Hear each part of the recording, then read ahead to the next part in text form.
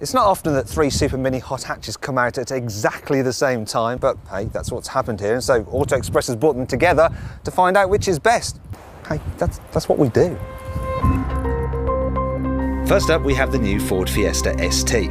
It costs from 17 grand and uses a 1.6 litre turbo with up to 197 brake horsepower and 290 newton meters of torque on overboost. Ford says it's good for 139 miles an hour, 0 to 62 miles an hour in 6.9 seconds and will return 48 miles per gallon. Then there's a Peugeot 208 GTI. It also has a 1.6 litre turbo engine which produces 197 brake horsepower, however torque is 275 newton meters. Peugeot says the 0 to 62 sprint time takes 6.8 seconds, top speed is 143 miles an hour and economy is 48 miles per gallon. However, it costs almost £19,000. Our final contender is the Renault Sport Clio. It also uses a 1.6 litre turbo engine and has 197 brake horsepower. However, its torque figure of 240 newton meters is the lowest here.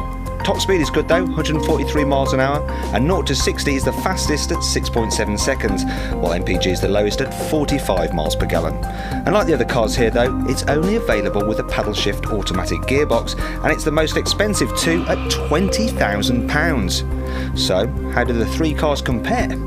Join me behind the scenes on an Auto Express group test to find out.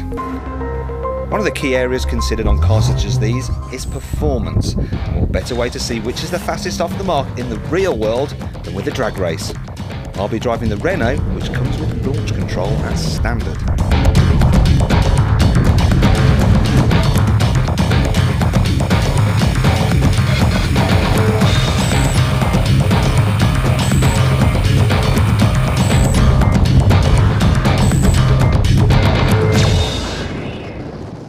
In the drag race, it was the Renault that had the clear advantage thanks to its launch control. It just streaked off ahead of the other two.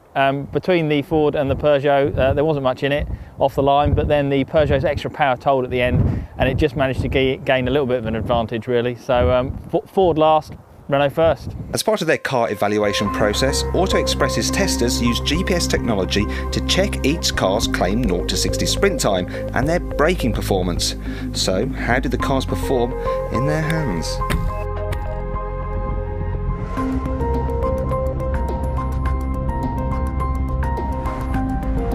The Renault did 0 to 60 in 6.7 seconds and stopped from 70 miles an hour in 45 metres.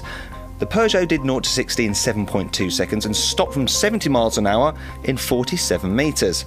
Whereas the Fiesta did 0 to 60 in 7.5 seconds and stopped from 70 in 52 metres. Some people who buy hot hatches will want to take them on a track day, and that's why Auto Express has brought these cars to a circuit to see which one can put in the fastest lap. Probably won't be that one with all that understeer. That job usually falls to the team's resident racing driver, Owen Mildenhall.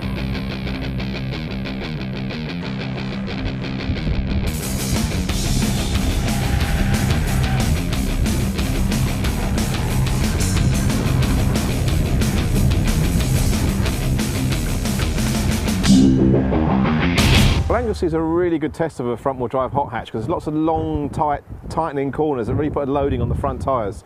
So it really shows up how good a hot hatch is on a twisty bit of tarmac. And the Fiesta was definitely the star of the show. It did a lap time of 68.7 seconds, which equals a lap time we did around here in the old Clio Cup car, which is quite a track-biased car. And obviously the Fiesta's much better on the road, but it can still match that car's lap time. On the track, it's really good. It's got lots of front-end grip. It's very agile, it's very adjustable. You can turn it on the brakes, you can get the rear end moving around, get it pivoting around the driver in the middle. Still got lots of front-end grip, strong brakes, really nice gearbox, and most importantly of all, it's really good fun. You just want to drive round and round and round and round. Really good fun. The Clio is the one that disappointed the most. It was a second slower than the Fiesta, so a second slower than the old Clio. And it just feels quite heavy, there's isn't really front end bite, so it understeers too much. It feels a bit lazy, there's not much feel in the steering. And the gearbox doesn't really work on the track. It's a bit too slow, doesn't really engage you that much. Peugeot did a 69.0, so it's quite a bit quicker than the Renault.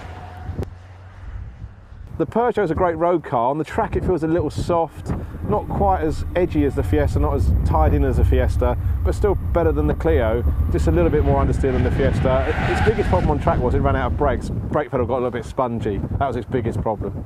So far we know the Clio is the best in a drag race, the Fiesta is the fastest round the track, and the Peugeot comes a close second on 2 occasions, but really how these cars perform out on the road is what really matters.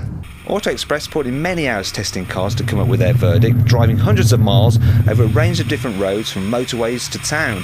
Though of course with hot hatches, extra time is spent on fun B roads. I was surprised after driving these 3 on the road. I was expecting this to be a very close contest, but my favourite was the Ford. It's a hot hatch through and through. It's got the Rorty exhaust note, it's got really tight handling, it's great meaty steering, loads of torque, so it really flies along. The Peugeot was a surprise too, because it feels like they've gone for a real grown-up approach. It's like a VW Golf GTI. It's got a really nice ride, it's quick, refined, comfortable. It's not as sort of razor sharp as a 205 GTI, but it's still fun, fast, and it's great to own. Disappointment, got to be the Renault. It just felt a bit big and heavy. Steering doesn't inspire confidence. The paddles for the twin clutch gearbox were just really frustrating, because you'd hit them for a down change and it just wouldn't always respond. And the ride's just a bit firm as well. Sometimes there is a clear winner in a test like this, but often it's only decided later back at the office once all the numbers have been crunched and opinions shared. So the Renault came last in our test because it's the most expensive to buy and it's not as good to drive on the road or the track as either of its rivals. So that's why it gets 3 stars. The Peugeot took a worthy runner-up spot. It's a very good car and much better than we thought it would be. It's good to drive, but it's very easy to live with every day. It gets 4 stars. The best car though is the Fiesta. It's the cheapest to buy and the best to drive. In fact, it's the sort of car you just want to go for a drive in just for the sake of it, and it gets 5 stars.